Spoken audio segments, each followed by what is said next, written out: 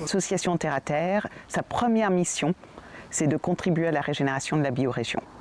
La biorégion, c'est tout le territoire qui est le nôtre, ici, dans le sud-ouest de la France. Dans une biorégion, on va retrouver une certaine homogénéité en matière de géologie, on va retrouver une certaine homogénéité en matière de biodiversité et on va aussi se préoccuper, et ça c'est très important, de l'identité socio-culturelle des habitants, y inclut l'être humain. En fait, on considère que tout ce qui vit au sein de la biorégion a des droits et on inclut l'être humain au sein de la nature. En fait, on considère que l'être humain n'est pas séparé de la nature et donc on va chercher à régénérer la vie au sein de cette biorégion.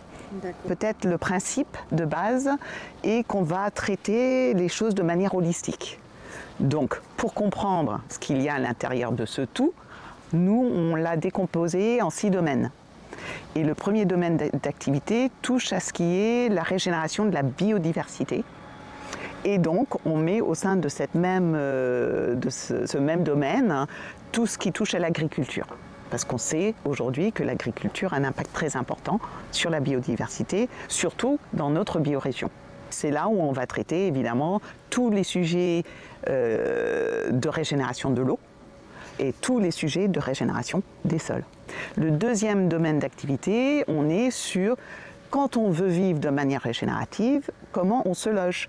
Donc on va être sur l'habitat et l'éco-construction notamment, et on va être également sur tout ce qui est infrastructure d'énergie, la manière dont on développe l'énergie dont on a besoin en fait pour vivre au sein de ces éco-constructions.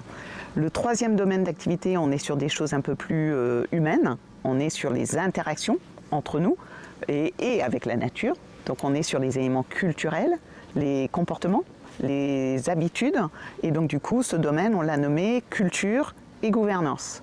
Gouvernance parce qu'on est également sur la manière dont on prend les décisions critiques ensemble. Et on va privilégier une gouvernance partagée, mais il y a plein de façons de faire une gouvernance partagée, et donc on est sur l'expérimentation de ces différents modèles.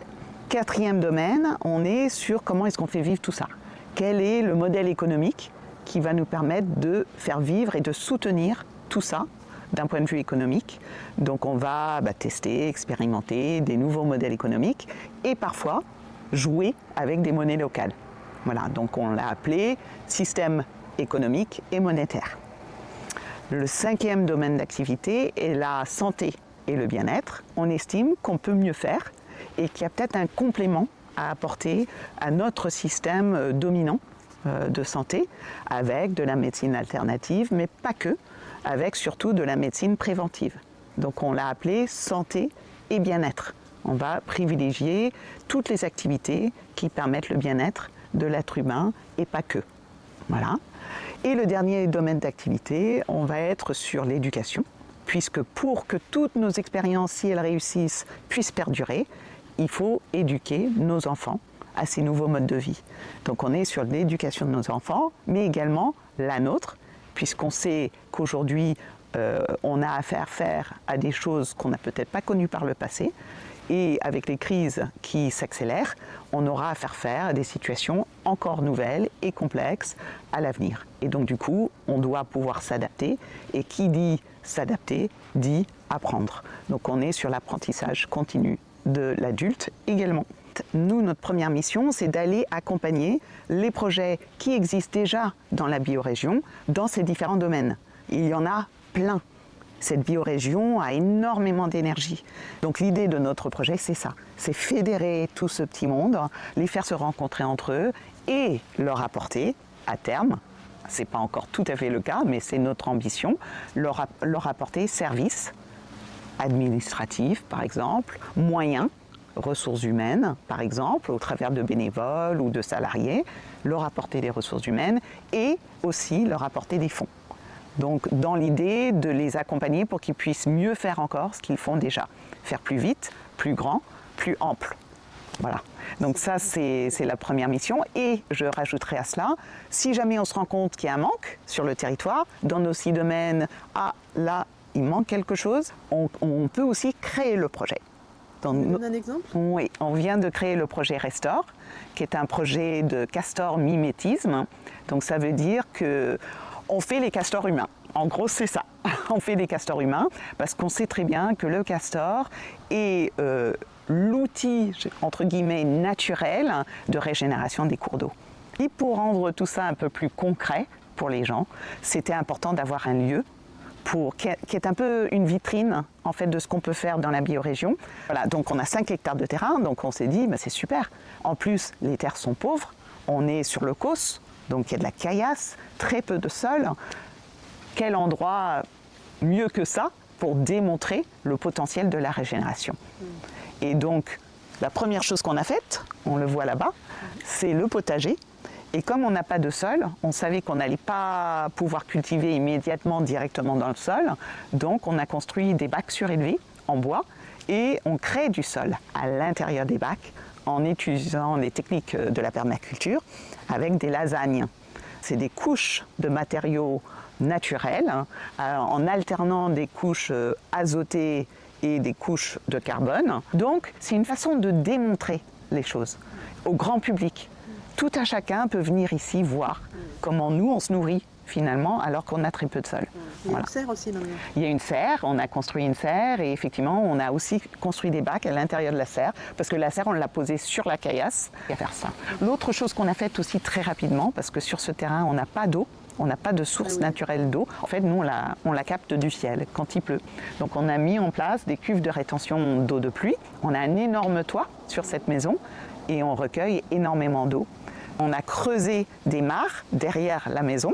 Pour le moment, elles ne sont pas finies, mais on a creusé des trous. Ça a été très compliqué, encore une fois, à cause de la caillasse.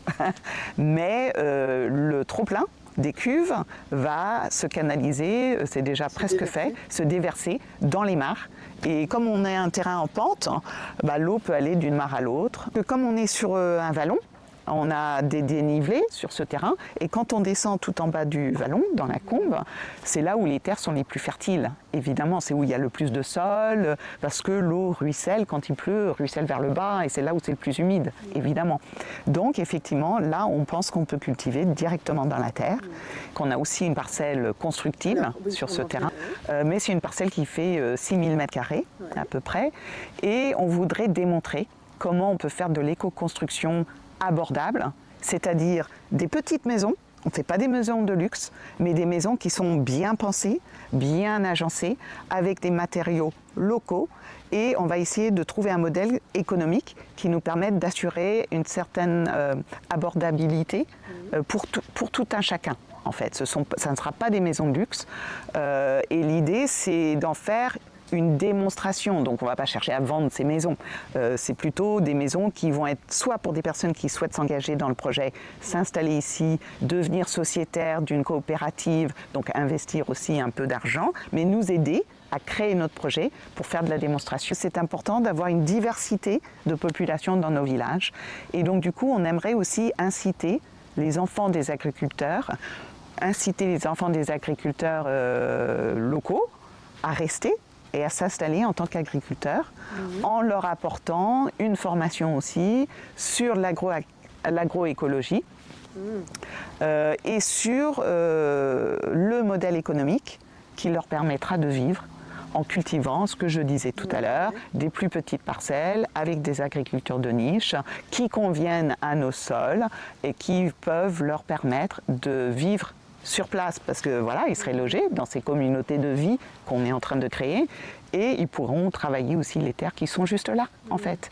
Et l'idée c'est que cette parcelle devienne finalement un prototype pour un autre projet qu'on a déjà pensé, qui est un projet de régénération des territoires ruraux. Et quand je dis territoire, là on est vraiment sur des villages essentiellement.